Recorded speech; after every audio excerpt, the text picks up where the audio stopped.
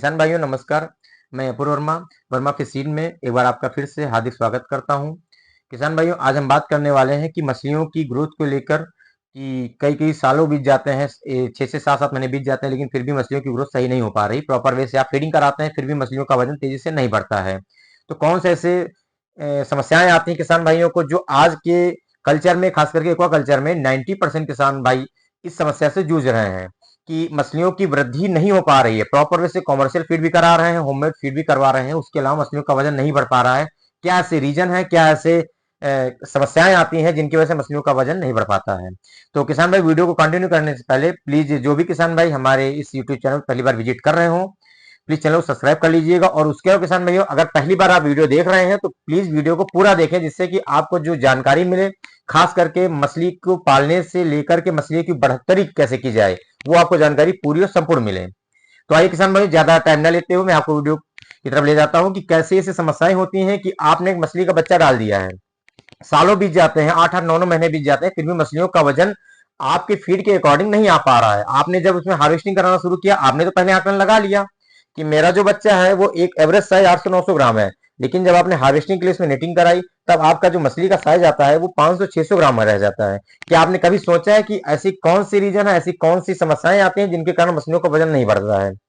तो किसानों सबसे पहले मैं आपको बात करूंगा कि आप कभी जो अपने बीज का चयन करते हैं, जो प्रॉपर में जो किसान गलती करता है वो ये होता है कि जो आपका बीज का जो चयन जो होता है वो छोटे बच्चे करता है।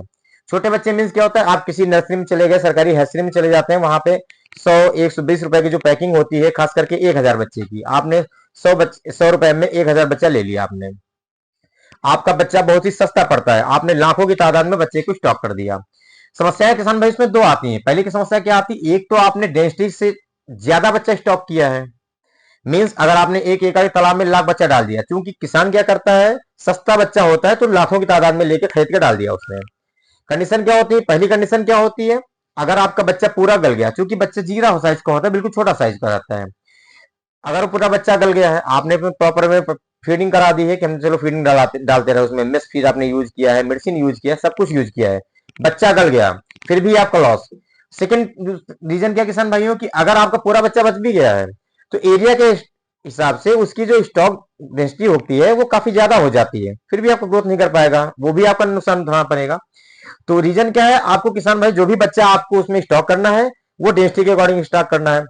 अब आते हैं कि जब डेंसिटी आपने सही रखा है तो दूसरा क्या आता है, मेन मेजर समस्या, फीडिंग कैसे करानी है। फीडिंग आपको हमेशा किसान भाई बॉडी वेट के अकॉर्डिंग ही लेके चलनी है। स्टार्टिंग में आपने 100 लाइन है, 200 लाइन का बच्चा आपने स्टॉक किया है, तो आपको 6% 5% फीडिंग लेके चलना है। और अब आप कहेंगे किसान भाई जब मैंने प्रॉपर वे से फीडिंग कराई है, प्रॉपर वे में मैंने उसको कमर्शियल फीड कराया है, उसके बाद भी ग्रोथ क्यों नहीं बढ़ा है? होता है किसान भाई कभी कभी कि आपने जितनी मछलियां स्टॉक की होती हैं, कभी कभी होता है कि कोई मछली दाना उठा रही है, कोई मछली फीडिंग नहीं उठा रही है, सबका डाइजेशन एक जैसा नहीं होता है। अब कभी होता है कि हम लोगों ने खाना तो काफी अच्छा खा लिया है, डाइजेस्टिव अगर सही नहीं है डाइजेशन सिस्टम आपका, तो आपके शरीर में खाया पिया कुछ भी लगेगा नहीं। ह्यूमन की बात कर रहे हैं, सेम आपका फिश में या एनिमल में भी वही लागू होता है। अब होता है कि कौन सी ऐसी मेडिसिन है, क्या ऐसा उपाय है जिससे आपका डाइजेशन मछली का इंप्रूव कर सके? उसके लिए किसान भाइयों जो मेडिसिन है वो है एक पेप्टिग्रो। ये इसका किसान भाई यूज ही होता है मछलियों की जो बोन्स होती हैं उनको विकसित करना। इस मेडिसिन का यूज से आपकी मछलियों की जो ग्रोथ रहती है, खास करके जो रूट की ग्रोथ रहती है। दूसरा क्या होता है, जो मछलियों का डाइजेशन नहीं सही रहता है। तीसरा क्या होता है, मछलियों की इम्यून सिस्टम को इंप्रूव करता है। तो किसान भाई अब इसके प्रयोग आपको कैसे करना है वो हम आपको अपने एक फार्मर के यहाँ की जो हार्वेस्टिंग का वीडियो है उसमें आपको चलते चलते मैं आपको बताता रहूंगा कि हार्वेस्टिंग के साथ में इसका यूज कैसे करना है। आइए चलते हैं वीडियो की तरफ। तो ये रहा किसान भाइयों हमारे फार्मर के यहाँ की हार्वेस्टिंग का वीडियो, और इनके यहाँ पे जो पेप्टिग्रो मैंने मेडिसिन आपको वीडियो में जिक्र किया था, वो इनके यहाँ पे प्रॉपर वे में 3 महीने कंटिन्यू इन्होंने इसका यूज किया है फीड के साथ। फीड के साथ कैसे यूज किया किसान भाइयों, आइए मैं इसकी डोजेज बताता हूँ, कैसे अप्लाई करना है, कितना अप्लाई करना है, कितनी क्वांटिटी में। तो किसान भाइयों ये जो आपका पेप्टिग्रो जो मेडिसिन है ये आपको पर केजी फीड में 20 से 25 ग्राम पड़ेगी है। इसकी कॉस्टिंग किसान भाई बहुत ही कम आती है, और इसको मिलाने का तरीका भी किसान बहुत ही ईजी है। इसको आपको पानी नहीं आ रहा पानी में लेके एक पानी में हल्का सा घोल के दवा को 1 केजी पर 20 ग्राम में घोल के आपको दाने के अकॉर्डिंग आपको उसी में पानी मिला के आपको 2 से 3 मिनट के लिए इसको रख देना, जिससे कि जितनी भी दवा होती है वो उसमें सोख ले। उसके बाद किसान भाई ये आपको पूरा दाना अपने तालाब में डाल देना है। और किसान भाई इसको मंगाने के लिए किसान भाई आप नंबर जानते हैं हमारा, हमारे दिए गए नंबर पर हमसे संपर्क करके हमसे दवा अपने घर तक प्राप्त कर सकते हैं।